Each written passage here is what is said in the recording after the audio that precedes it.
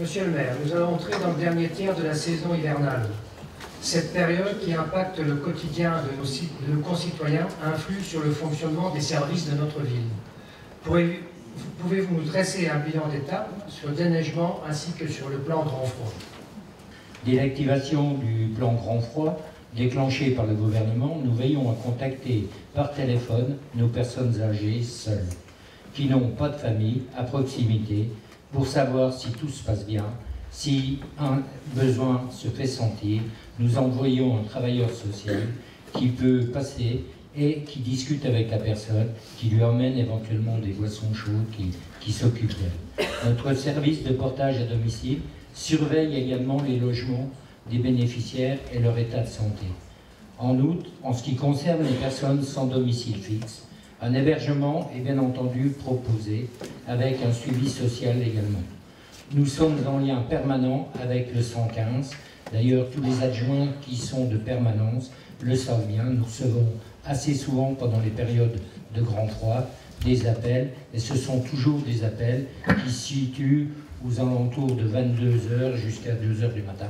Et à ce moment-là, comme nous n'avons pas toujours accès à des logements libres, nous les mettons dans les hôtels de la ville de Saint-Dié. En ce qui concerne le déneigement, effectivement, c'est une lourde tâche pour la ville. La ville de Saint-Dié étant située en moyenne montagne, avec une altitude variant de 310 mètres d'altitude à 910, certains hivers rigoureux nécessitent un déneigement performant, afin de permettre à tous les usagers de circuler en toute sécurité et facilité. Le déneigement en semaine et pendant les heures d'ouverture du centre technique municipal est assuré par différents services, la voirie, le nettoiement, parc et jardin. En dehors de ces horaires, des astreintes hivernales sont organisées sur une période de 4 mois allant de décembre à mars. C'est 17 semaines, soit du 3 au 4 décembre au 25-26 mars. Les 4 semaines, 2 au début et 2 à la fin, sont totalement aléatoires en fonction de la neige, du verglas et ainsi de suite.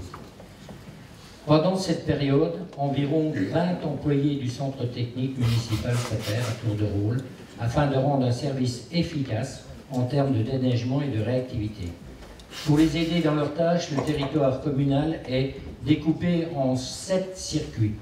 Alors les circuits, nous avons donc l'accès à le premier, accès Côte d'Hôpital, Dijon, Béhouille, Bois-Basselin, Pré-Fleury, Vignanry, Robache. Le circuit 2, accès Elliol 2, Lorme, Saint-Roch, Elliol 4, La Bolle. Accès 3, accès centre-ville par Foucharus, accès centre-ville par Vaxener, tous les quais, Marzelet, Levillet, La Pêcherie. Circuit 4, centre-ville, Kellermann, Vaxener. Circuit 5, accès centre-ville par La Bolle, Foucharus, Elliol. Circuit 6, toutes les impasses et rues étroites. Circuit 7, tous les parkings, zones commerciales, Elliol, lotissement, Jaco, Gratin. Alors, il est bien entendu que nous avons des priorités. La première priorité est la côte de l'hôpital. Ça, c'est fait tout le temps en premier, côte de l'hôpital. Et ensuite, les services d'urgence, comme la police, les pompiers. Voilà. La ville de Saint-Dié-des-Vosges déneige l'ensemble des routes communales et, par convention, avec le conseil départemental, les routes départementales situées dans l'agglomération. Cela représente au total 235 km. En échange de cela, ce dernier fournit à la commune 60 tonnes de sel qui viennent s'ajouter au stock municipal de 400 tonnes, ce qui permet de pallier les besoins pendant une semaine en cas de pénurie de sel. Il faut savoir que c'est une obligation. La ville doit avoir en permanence 400 tonnes de sel. Alors pour vous rappeler simplement quelques chiffres, en 2015 nous avons utilisé 570 tonnes, en 2016 440 tonnes, en 2017 180 tonnes.